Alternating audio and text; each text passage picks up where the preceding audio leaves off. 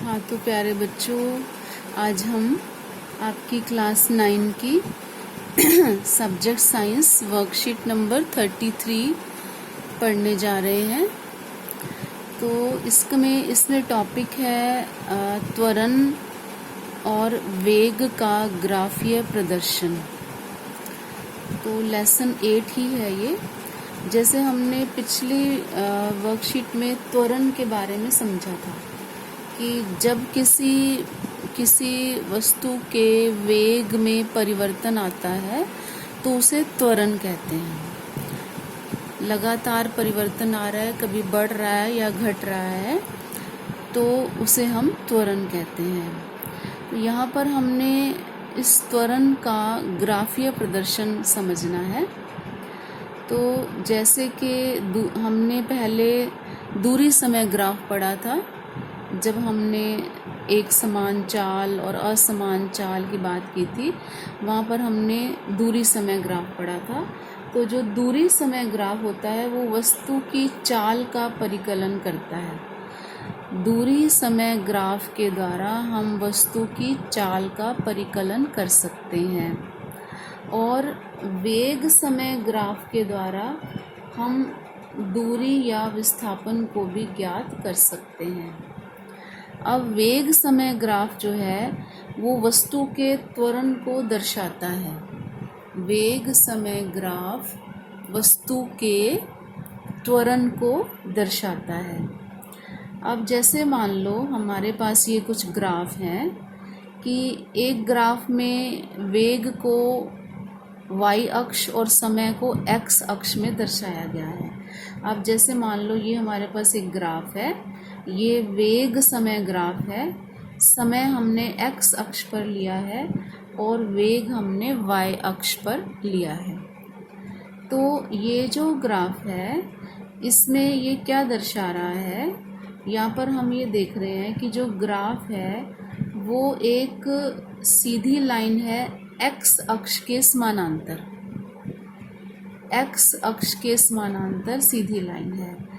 तो इससे ये जो ग्राफ है ये दर्शाता है कि वस्तु का वेग समय के साथ परिवर्तित नहीं हो रहा।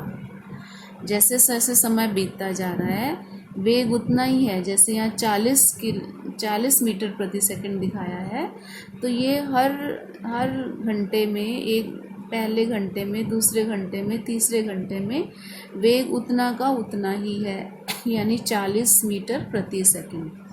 तो वेग परिवर्तित नहीं हो रहा। इससे पता चलता है कि ये एक समान चाल का ग्राफ है, एक समान चाल का वेग समय ग्राफ। तो इसमें त्वरण शून्य है क्योंकि वेग में कोई परिवर्तन नहीं हो रहा, इसलिए यहाँ पर त्वरण शून्य है। इस ग्राफ में देखें तो यहाँ पर भी वेग समय ग्राफ है, लेकिन यहाँ हम ये देख रहे हैं कि समय के साथ साथ जो वस्तु की गति है, वेग है, वो बढ़ रहा है। जैसे पहले 0 से 4 मीटर प्रति सेकंड, फिर 8 मीटर, 12, 16, 20, इधर समय बढ़ रहा है। तो ये इस प्रकार की जो सरल रेखा है वो ये दर्शाती है कि वस्तु का वेग एक समान रूप से बढ़ रहा है। तो इसको हम कहेंगे एक समान त्वरण। ये ग्राफ है, एक समान त्वरण को दर्शाता है और ये इसका वेग समय ग्राफ है। और इस स्थिति में वस्तु को हम कहेंगे त्वरित गति। इस गति को हम कहेंगे त्वरित गति, यानी वस्तु की गति लगातार समान रूप से बढ़ रही है। अब यहाँ पर अगला जो ग्राफ है वो दर्शाता है मंदन गति। मंदन मतलब गति को कम करना, धीमी करना। तो यहाँ पर भी ये इस प्रकार का ग्राफ है जो ऊपर से नीचे की ओर आ रहा है, जिसका वेग मान लो 0 समय में उसका वेग था 20 मीटर प्रति सेकंड।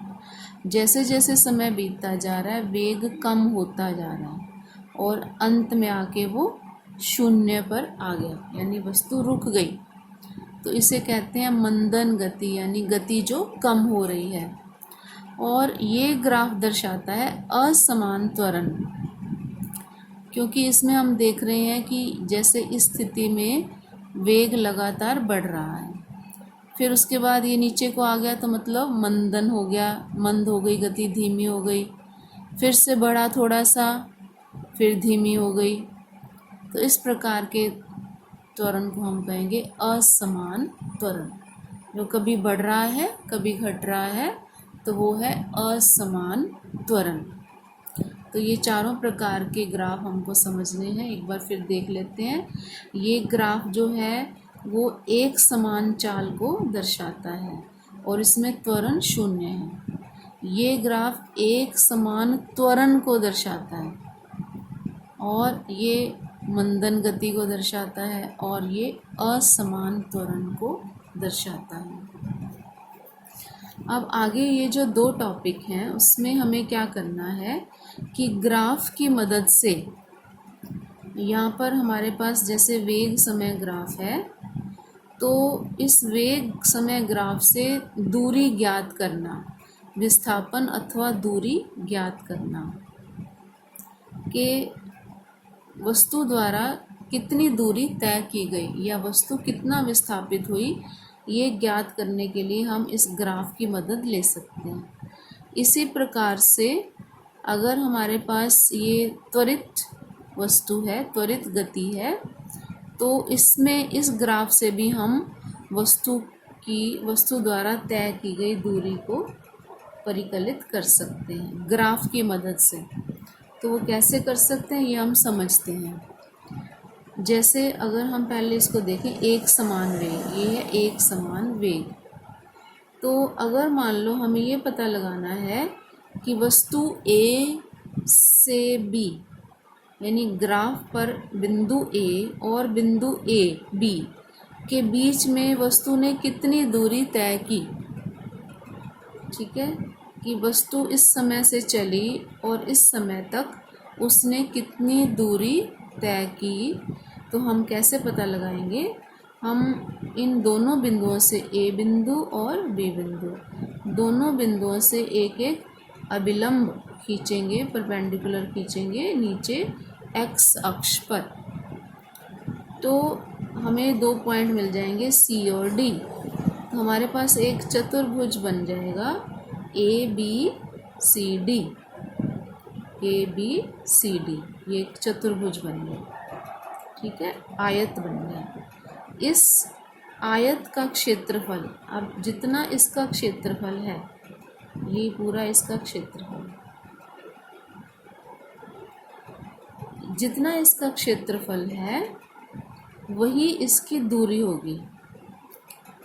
अब कैसे?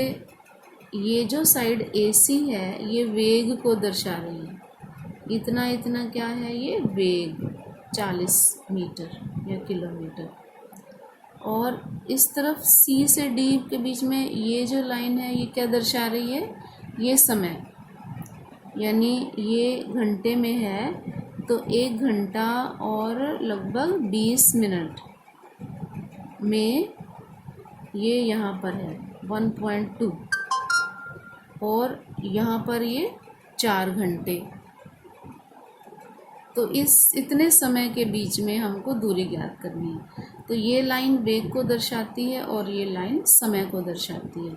अब इसकी आयत, किसी आयत का क्षेत्रफल दिए समय में तय दूरी के बराबर होगा। अब दूरी कितनी होगी? आयत ABCD का क्षेत्रफल। अब ABCD का क्षेत्रफल कैसे निकालेंगे? AC गुना में CD, AC गुना CD। क्षेत्रफल ऐसे ही निकालते हैं, लंबाई गुना चौड़ाई। तो AC गुना में CD। तो AC कितना है हमारे पास? 40 गुना CD, CD मतलब ये T2 माइनस T1, यानी 4 माइनस 1.2। तो ये हो गया 40 इंटू 2.8। तो ये आंसर आ गया 112 किलोमीटर, ठीक है। तो इस तरह से हम आयत का क्षेत्रफल पता लगा के हम उसके द्वारा, वस्तु द्वारा तय की गई दूरी ज्ञात कर सकते हैं। क्योंकि हमें पता है दूरी होती है वेग गुना समय। हमने पढ़ा है वेग बराबर दूरी बटा समय, या चाल कह लो इसको, ठीक है। दूरी बराबर चाल गुना समय या वेग गुना समय, एक ही बात है। तो यहाँ पर हमारे पास जो AC साइड है वो वेग को दर्शा रही है और CD साइड समय को दर्शा रही है। तो इसको गुना हम इससे करेंगे तो हमें क्या मिल जाएगा, दूरी पता चल जाएगी।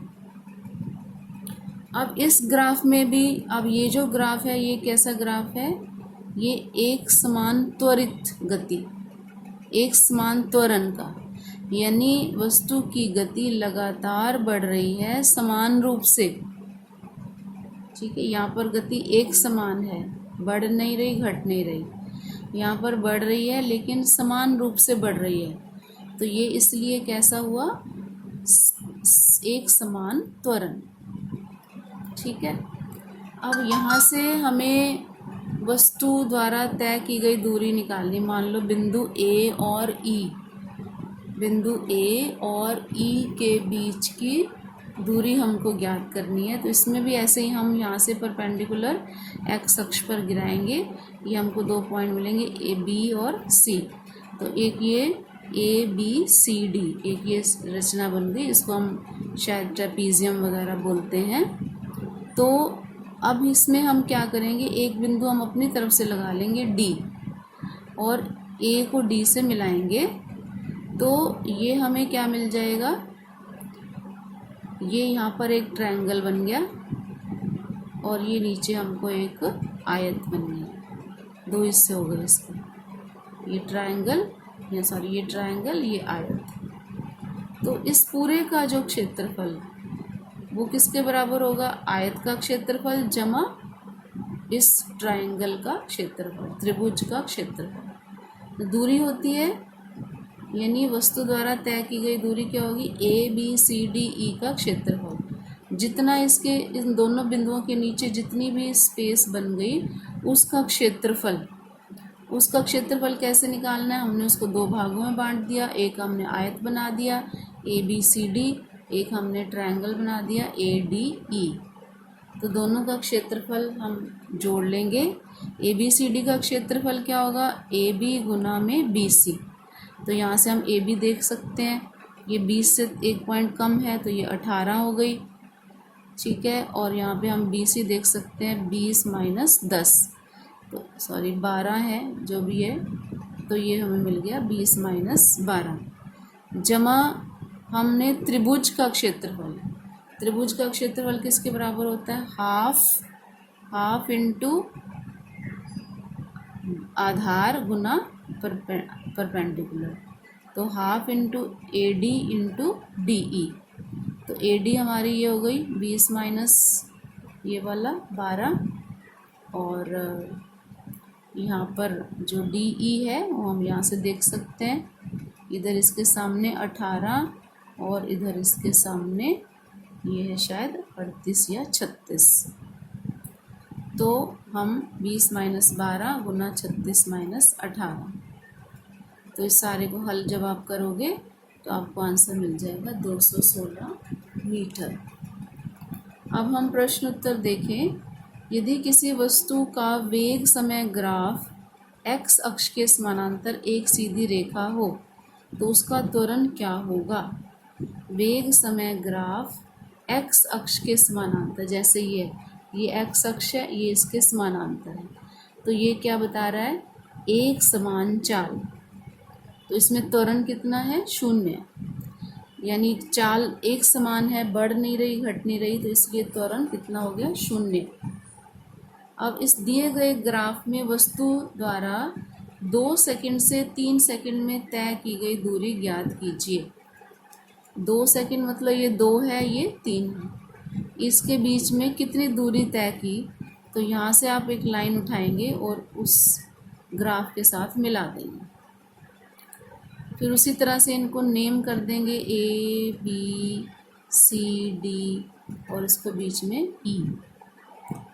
और उसी तरह से जैसे हमने ये निकाला था पहले, यहाँ पर ये आयत का क्षेत्रफल जमा त्रिभुज का क्षेत्रफल।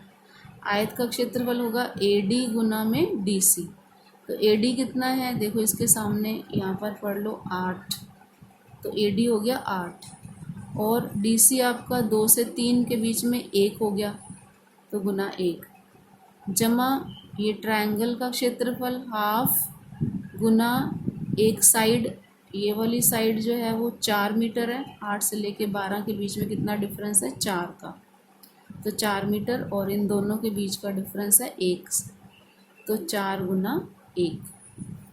तो इस तरह से आप इसको काटेंगे तो 2 गुना 2 चला जाएगा, तो 8 जमा 2 बराबर 10 मीटर। तो ये आंसर आ जाएगा इसका, वस्तु द्वारा तय की गई दूरी बराबर 10 मीटर। फिर वेग समय ग्राफ का ढाल कौन सी भौतिक राशि को दर्शाता है? तो वेग समय ग्राफ का ढाल त्वरण को दर्शाता है। जैसे ये ढाल है ना, ये त्वरण को दर्शाता है। जितना ये ग्राफ इतना सीधा होगा उतना ही उसका त्वरण अधिक होगा। ठीक है, तो इस प्रकार आप ये पूरी वर्कशीट, ये सारे ग्राफ बनाएंगे, ये भी करेंगे, और ये सब क्वेश्चन आंसर्स अपनी कॉपी पर करेंगे और लर्न करेंगे। Thank you.